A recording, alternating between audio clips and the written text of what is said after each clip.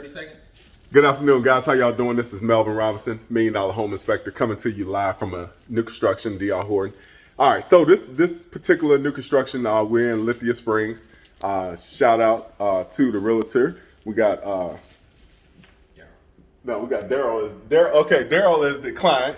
You, what's up? Baxter's your realtor, right? Yes, sir. Yeah, Baxter is his realtor. We appreciate him giving all the referrals. So, all right. So, in this new construction, we were actually scheduled to do this on Monday, right? Yep. We were scheduled to do it Monday. I got here ready to go. Of course, everything wasn't right. The builder said they didn't have my credentials, which that's not a problem. I can, vouch for that.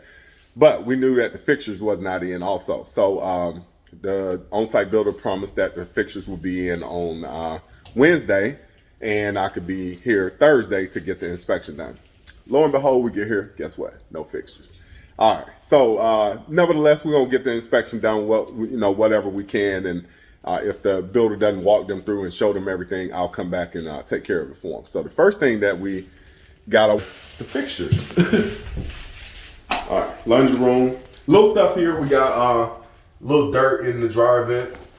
We want to make sure that all of the dirt gets cleaned out prior to the customer moving in. One thing about dryer vents, it doesn't take much trash to stop that dryer vent up, and then you have a problem with your dryer, and you either have to do a warranty or replacement.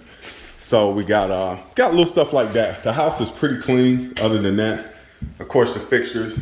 So I'm gonna have to probably shoot back over here to check that to make sure the water is good.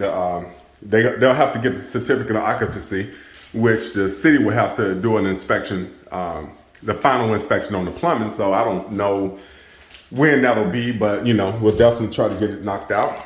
All right, so fixtures, little stuff like that.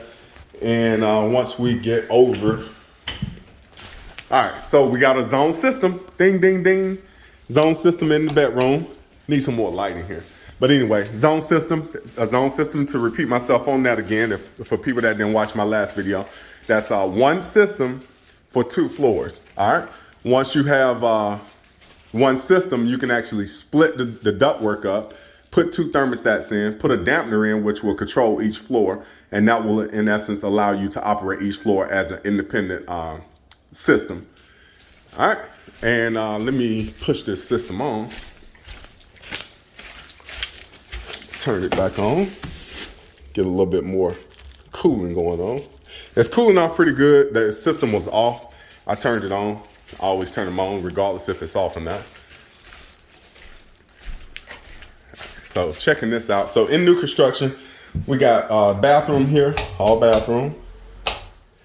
And we got a 36-inch door and another 36-inch door. So you see what our issue is here first. We got 2 doors that are colliding with each other.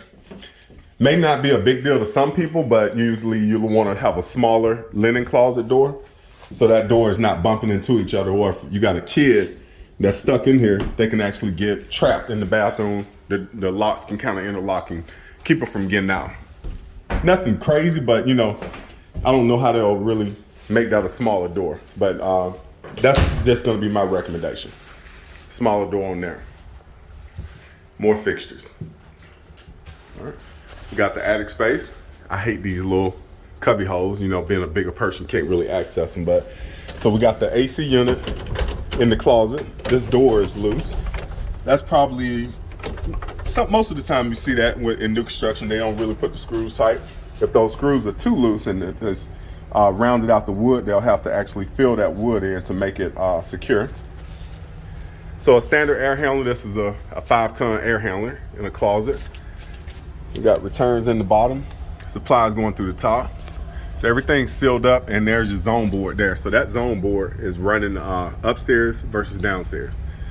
All right, so what I noticed is with this zone system, it's running okay, but we got supplies in the corner, supply in this bedroom, return here, that's pulling there, okay? You can see my little plastic sticking to the vent, and this is just an illustration to show you what it's doing.